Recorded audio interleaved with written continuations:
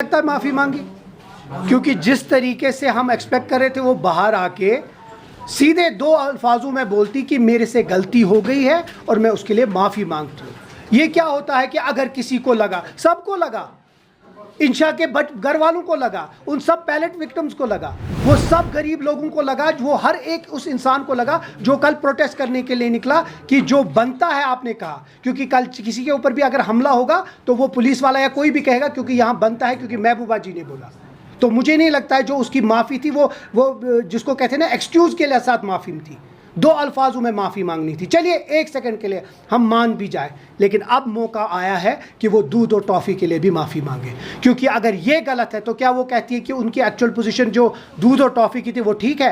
क्योंकि अगर ये गलत है तो वो भी गलत है और बीजेपी को लाना भी गलत है। तो मुझे लगता है उनको बाहर आके दो टोक में दूध और टॉफ़ी के लिए भी माफ़ी मांगनी चाहिए और बनता के लिए भी सीधे, ये संता बनता ही नहीं, अब पूरा कर दिया है। अब मेरे हिसाब से उनको माफ़ी मांगनी चाहिए। और दूसरी चीज़, हैरान होता हूँ मैं कि अपने लीडर को इनने बस के आगे फेंक दिया। जिस लीडर ने कल हमारे ऊपर उंगली उठाई और कहा कि ये एआई जनरेटेड है, पहले तो उसको माफ़ी मांगनी चाहिए हमसे। और दूसरी चीज़, मैं हैरान हूँ कि महबूबा मुफ्ती ने वहीद पराग को इतना ह्यूमिलेट किया पब्लिक के सामने और कहा कि ये एआई जनरेटेड नहीं था। अगर वहीद के पास थोड़ा भी अब इज्जत बची है तो मुझे लगता है उसको छोड़ देनी चाहिए पॉलिटिकल पार्टी जो अपने लीडरों को बचाती नहीं है। और रही बात, जहाँ तक उनकी ये बात है, मुझे लगता है ये एलओपी साहब ने जानबूझ के एक प्लान किया था। कल जाके इनको सेपरेटिस्ट बोला, आज उन्हें वो सब बातें बताई, पाकिस्तान को लाया, उसको लाया, ताकि ये लोगों को किसी तरीके से गुमराह करे। लोग समझदार हैं और वो जानते हैं कि जो उनने बोला गलत था। वो गई जंतर मंतर दिल्ली के लिए, जम्मू कश्मीर के लोगों के लिए, क्योंकि एक बात भी उनने जम्मू कश्मीर की बात नहीं की। और एक बात की, वो सिर्फ ये कहा कि जम्मू कश्मीर में जो लाठी चल सकती है वो बनता है।